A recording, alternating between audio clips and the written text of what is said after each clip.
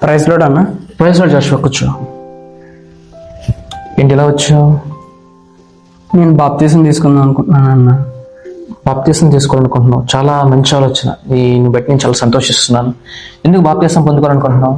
అంటే బాప్తీసం తీసుకుంటాను కదన్న పరలోక రాజ్యం ఎక్కి వెళ్తాం. బాప్తీసం తీసుకుంటే పరలోక రాజ్యానికి వెళ్తావు. నీకు ఎవరు చెప్పారు జాషువా ఇలా? పాస్టర్స్ కొన్ని సంఘాలు అలా చెప్తుంది కదన్న. కొంతమంది దైవజనులు ఇలా చెప్తారు, ఏంటి నువ్వు బాప్తీసం తీసుకుంటే కానీ పరలోక రాజ్యానికి వెళ్తావు అని. యాక్చువల్గా జాషువా, నీకు ఒక విషయం చెప్తాను. బాప్తీసం తీసుకుంటే పరలోక రాజ్యానికి వెళ్తావంటే వెళ్ళవని నేను చెప్పను, కానీ బాప్తీసం కన్నా నువ్వు పరలోక రాజ్యం చేర్చేదంటే రక్షణ. ఇప్పుడు బాప్తీసం వేరు, రక్షణ వేరు. చాలా మంది ఏం చెప్తున్నారంటే ఇదే రక్షణ, ఇదే బాప్తీసం అంటున్నారు. రెండు ఒకటేలా చెప్తున్నారు. కాదు జాషువా, బాప్తీసం వేరు, రక్షణ వేరు. బాప్తీసం ఏంటంటే నీ యొక్క పాప జీవితాన్ని విడిచిపెట్టి కొత్త జీవితానికి, అంటే నవీన స్వభావం ధరించుకోవడానికి ఒక మార్గంలో ఉంటుంది. అసలు బాప్తీసం అంటే ఏంటంటే దాని గ్రీక్లో బాప్టైజో అంటారు. ఓకేనా? బాప్తీసం గల అర్థం ఏంటంటే, మరి బాప్తీసము మన ఒక పాప జీవితం ప్రతీది, ఇంతకుముందు నువ్వు ఏదైతే పాపం చేసావో దాన్ని విడిచిపెట్టి, నువ్వు చిన్నప్పటి నుంచి పెరిగావు కదా, నీ తల్లిదండ్రుల ముందు, నీ బంధుమిత్రుల ముందు, నీ స్నేహితుల ముందు, వాళ్ళ దగ్గర నువ్వు ఎగిరి పెరిగావు కదా, వాళ్ళ దగ్గర నేను క్రీస్తుని వెంబడిస్తున్నాను, మీరందరూ నాకు సాక్షి, వాళ్ళందరికీ నువ్వు సాక్షిగా ఉండి వాళ్ళ దగ్గర నువ్వు ఏంటంటే ముందు బాప్తీసం పొంది నేను క్రీస్తుని అనుసరిస్తున్నానని వాళ్ళకి ఒక మాదిరిగా చూపించడం, అది నీ బల్లకు కూడా దారి తీస్తుంది అనమాట. అంటే ఒక వే చూపించడం వాళ్ళకి, నువ్వు నేను బాప్తీసం తీసుకుని క్రీస్తు అనుసరిస్తున్నానని. అది అంత మాత్రమే తప్ప నిన్ను పరలోక రాజ్యాన్ని మాత్రము బాప్తీసం చేర్చదు. నిన్ను పరలోక రాజ్యం చేర్చేది ఏంటంటే రక్షణ. రక్షణ అంటే ఏంటంటే యేసు ప్రభువు నీ కొరకు చనిపోయారని, తిరిగి లేచారని, మరణించారని, ఆ తర్వాత ఆయన పునరుద్ధరణ తిరిగి లేచి మరలా మేఘాజనుడై రాబోతున్నాడని నమ్మటము, అది రక్షణ. రక్షణ నీలో ఉన్నారంటే ఫస్ట్ నీలో ఏం కనిపించాలంటే, ఏం కనిపించాలి?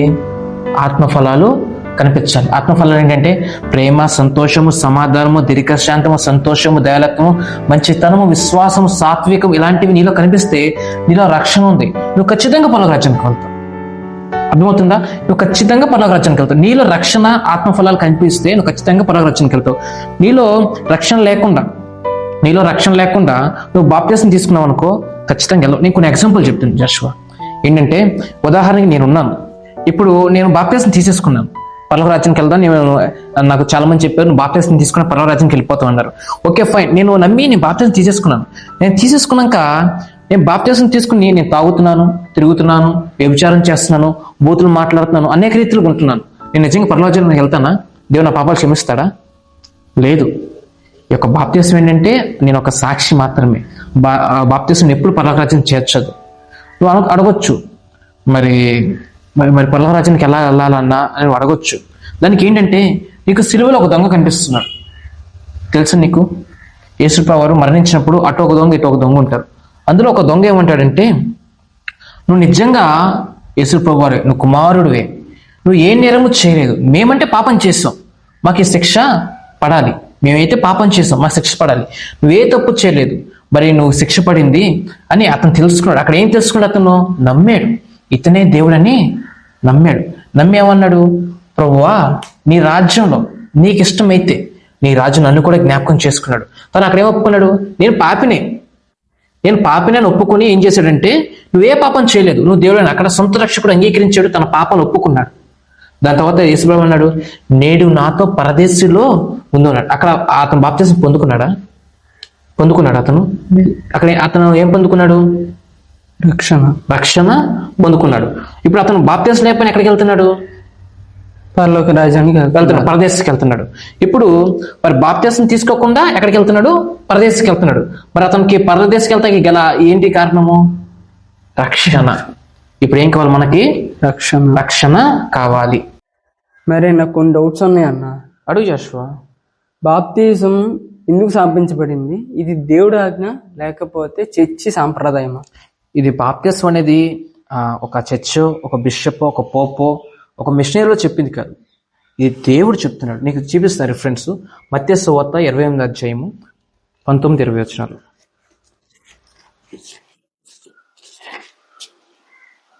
ఇక్కడ మీరు వెళ్ళి సమస్త జనులను శిష్యులుగా చేయుడి, తండ్రి యొక్కయు, కుమారుని యొక్కయు, పరిశుద్ధాత్మ యొక్కయు నామంలో వారికి బాప్తిసం ఇచ్చుచు నేను మీకు ఏ సంగతులు ఆజ్ఞాపించినో వాటన్ని గైకొనవలెను. ఇక్కడ తను చెప్తున్నాడు ఇక్కడ ఏమని, నేను మీకు ఇచ్చిన ఏ సంగతి ఆజ్ఞాపించుతున్నావు వాటిని మీరు గైకొనవాలి అంటున్నాడు. దేవుడు ఏమని చెప్పాడు, తండ్రి యొక్క కుమారు యొక్క పరిశుద్ధాత్మ యొక్క నామమున మీరు వెళ్ళి బాప్తిస్మం అంటున్నాడు. ఇది ఒక బిషప్లో ఎవరు చెప్పింది కాదు, యేసు ప్రభువు వారే మరి తనకు మాట చెప్తున్నాడు, మనకి బాప్తిస్మం మీరు తీసుకోవాలని, నాకు ఒక ఆజ్ఞను గైకొనమని దేవుడు చెప్తున్నాడు అనమాట.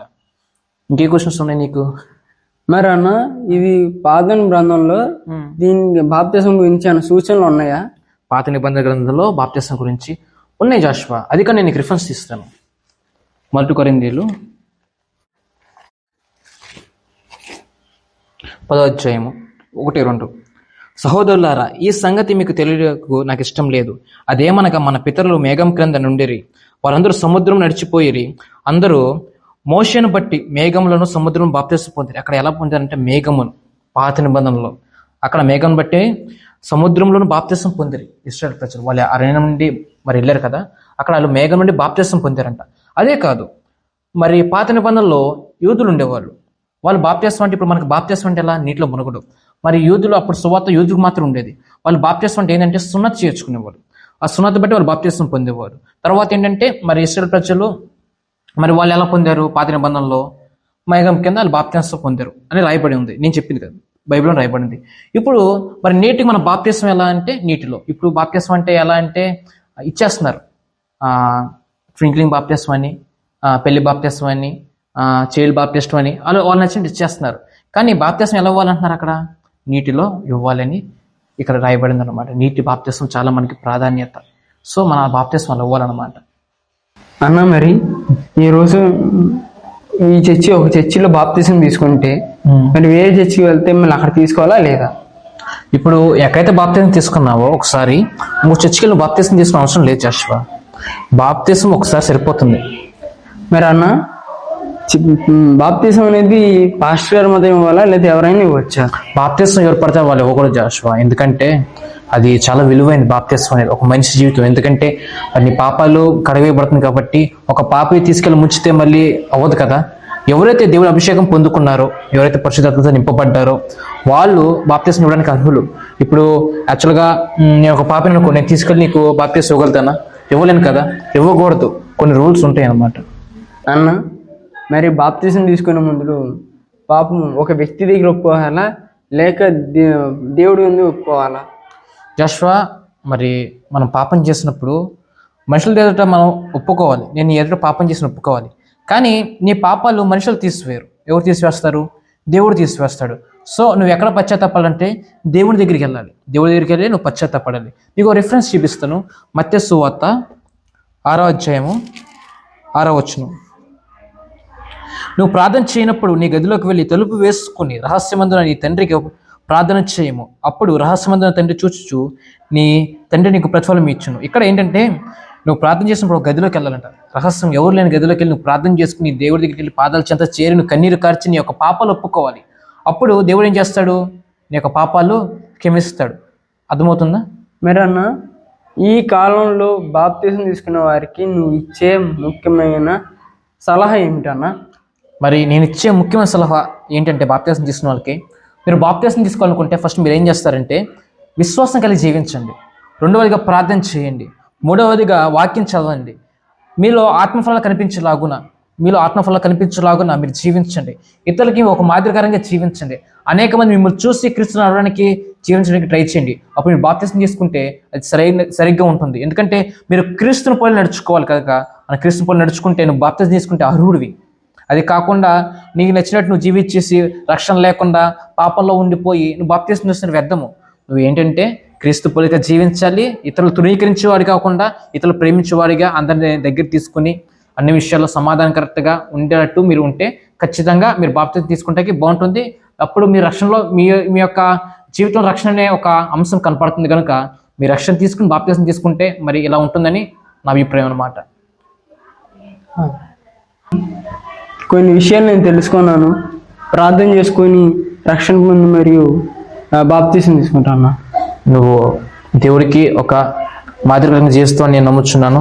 Thank you Joshua. నీ కొరకు మేము ప్రార్థిస్తాను. ఏమైనా కలంలో ఉన్నా కనుక దేవుడిని ఖచ్చితంగా వాడుకుంటాడు. ఆమేన్.